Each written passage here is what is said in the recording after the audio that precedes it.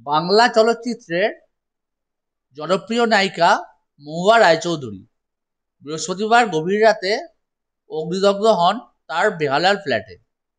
রাতেই তাকে ভর্তি করা হয় ক্যালকাটা হসপিটালে। 72 ঘন্টার আগে কিছুই বলা যাচ্ছে না, জানান ডাক্তাররা। না, মহুয়া বাঁচেননি। শেষ পরিণতি অকাল মৃত্যু। যৌবনেই নিভে গেছিল বাংলা ছবির সোনার প্রতিমার জীবন। কিনারা হয়নি তার মৃত্যু রহস্যের। দোষী কে?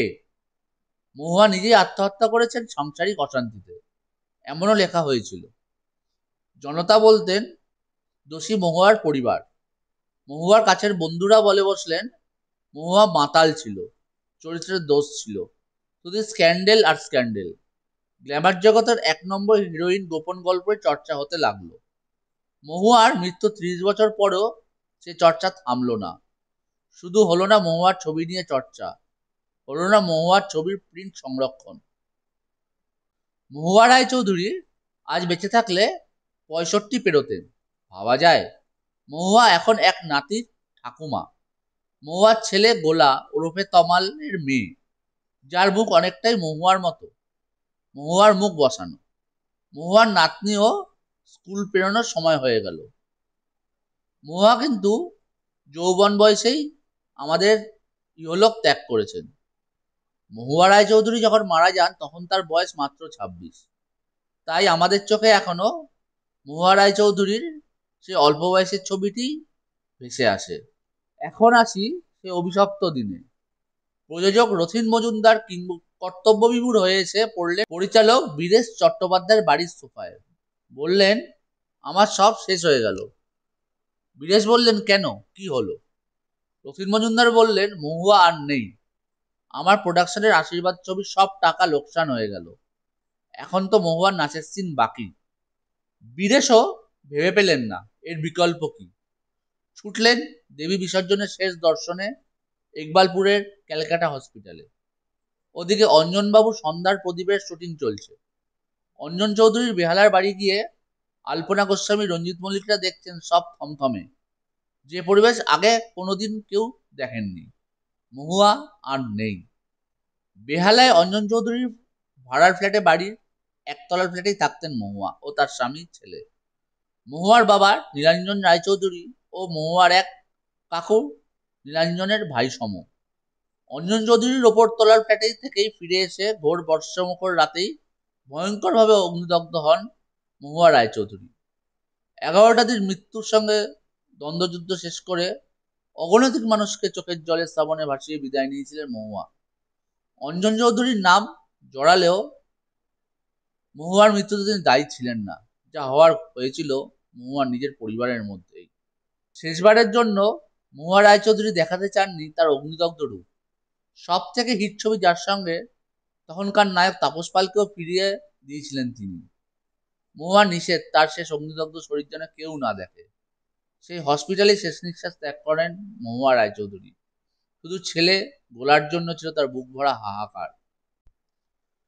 মহুয়ার মৃত্যু 30 বছর পার করেও তাকে নিয়ে অনেক রসালো রহস্যের গল্প রয়েছে, স্ক্যান্ডেল চর্চিত হয়েছে, কিন্তু মহুয়ার কাজগুলো নিয়ে কোনো চর্চা নেই। মহুয়ার পর কে? মহুয়ার বিকল্প কি পেয়েছিল টালিগঞ্জ? ফিরে যাই মহুয়ার শেষ শুট করা ছবি আশীর্বাদের গল্পে। মহুয়ার শেষকৃত্যের পর তার শেষ না করা কাজ কি করে শেষ হবে? এরকম অসংখ্য ছবির চুক্তি সই করা বক্স অফিসে হিট নায়িকা সবাইকে ভাসিয়ে দিয়ে চলে যান। আশীর্বাদ তখনও মহুয়ার নাচের আরো কিছু সিন বাকি।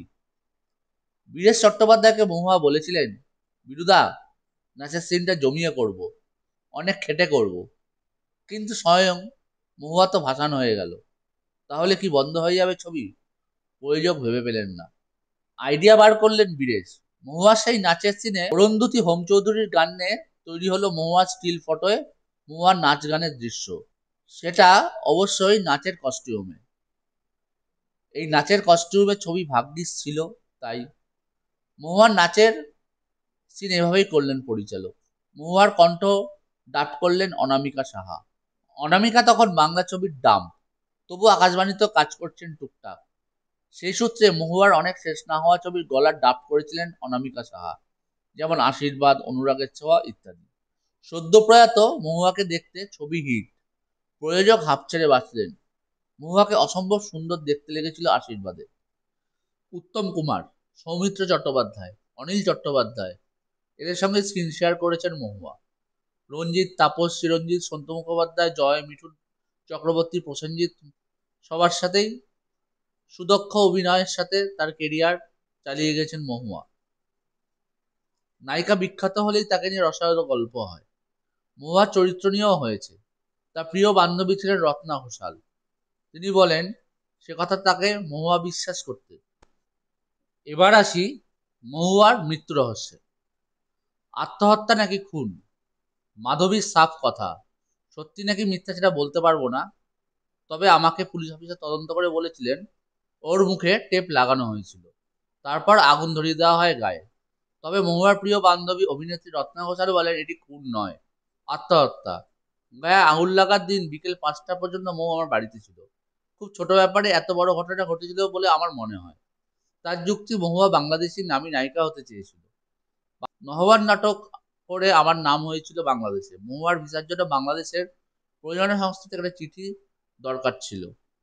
রত্না ঘোষাল মহুয়াকে বলেছিল একটু ওয়েট কর, দেখবি চিঠিটা ঠিক আসবেই। মহুয়া খুব জেদি ছিল। ওর কোনো কিছু চাই মানে সঙ্গে সঙ্গে চাই।